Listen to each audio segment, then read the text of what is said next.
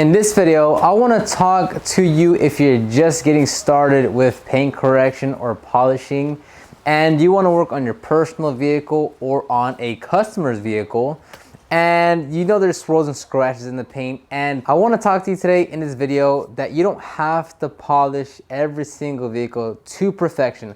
Whether you're just getting started on your personal vehicle, maybe you're offering this as a service to customers and you're getting paid for this, I just want to let you know it's okay to not always go for perfection.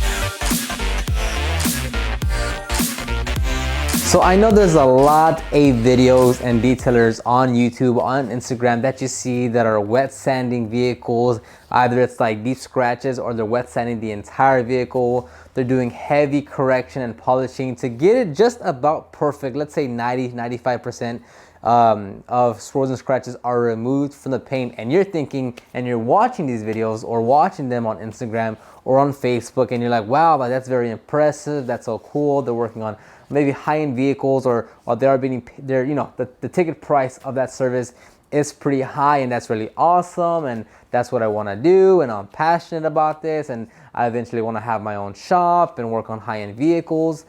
And you get really drawn into that hole, or you fall into that rabbit hole of like, oh yeah, paint correction is the best. Oh yeah, every vehicle is going to be polished out. Oh yeah, high-end vehicles and these whatever. And the reality of it is that that's actually not the only thing that you have to do.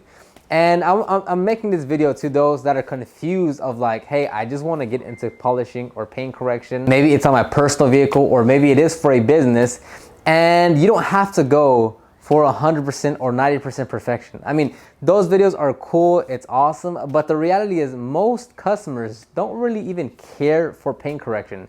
Take for instance this vehicle that I have behind me. The paint is completely swirled and scratched. Now, the average customer, it just wants a clean car. They just literally want it washed. So for you to have a mindset that, hey, I want to completely polish this vehicle, is complete selfishness to yourself and what you want to do and the type of service that you want to deliver. Now, if you're just getting started, I'm telling you, it's okay to not chase perfection. It's okay to just get started and to just polish your vehicle with a one-step instead of doing a two-step correction. And it's okay. Like, there's no governing body, there's no one saying you have to make sure that there's 90% removal, or you're a hack, or you're not a professional, or you don't know what you're doing. It's just simply not the case. And if you want to offer just paint correction and high-level wet sanding and stuff like that, well, that's fine. Like, you can totally just focus on that. There's nothing wrong with that. It just comes, of course, down to making sure you're getting paid for it and you're attracting the right type of customers that want that type of service. But if you want to get started on your own and you're kind of intimidated by paint correction and you're intimidated by using machine on your vehicle, well, I'm telling you, it's okay to just barely step your foot in it and just start off with a light polish. It's not going to remove 90%. You might get it down to like 60 to 70 to 80%, which is still a significant increase in shine and gloss compared to where it is now. But you don't have to be like, oh man, like everyone else is doing it on YouTube, everyone else is doing on Instagram. Like, I see people that, you know, that troll online. If I don't get it to 90%, then they're gonna think I'm a hack, or I'm not professional, or I don't know what I'm doing. No, it's absolutely nothing like that. You do what you feel comfortable doing, and as you get more experience and as you increase your skill set, you'll be able to go to a higher level of service and results based on what you have in your skills and what you're working on. Don't worry about those people that are like so die-hard, emotionally attached, and their pride and their spirit is consumed by, hey, if you don't get that 95% correction, you're a hack. And they just start trolling and they start hating and they start saying you don't know what you're doing, and hey man, if you can't do it right, don't do it at all, and I can't believe you're scamming your customer. Don't worry about those. They're such emotional little critters that the slightest thing you do that isn't absolute perfection, they're gonna start crying and whimpering and trolling you because they think they're just so much better. And I'm telling you, like, you know, me being on YouTube and having so many subscribers and videos, I see those all the time, which is and I said this in a recent video. That's why I don't hang around forums or Facebook groups, or I don't look at many other YouTube detailers, because the comment section, the detailers, that's not the type of mentality or type of, like, you know, mindset I have across the detailing industry. Like whatever you want to do as a detailer, business or not, you do it to the degree that you're comfortable. Whether you're just washing vehicles at a high volume and that's all you do, or you're doing high-end paint correction, wet sanding, I don't care.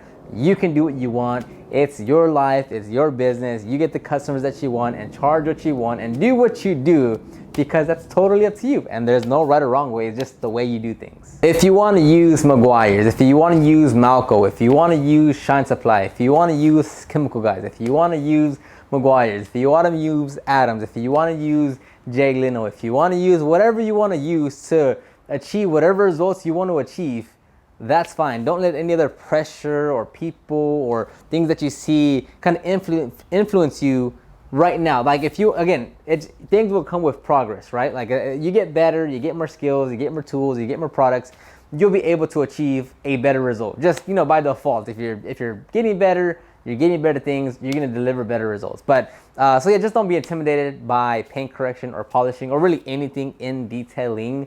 I mean, again, like if I were to follow what everyone else is saying in terms of like, you have to do it this way, then I would not be where I am now, because I'm just following everyone else's orders. There's no rule book, there's no guidelines, there's no governing body that tells you this is exactly how it needs to be done every single time. No, just have fun in the garage, learn as you go, don't take it too seriously, because I can assure you, most of the problems that you're gonna cause to your paint, meaning like maybe you didn't polish it down 100% and there's still a little bit of haze.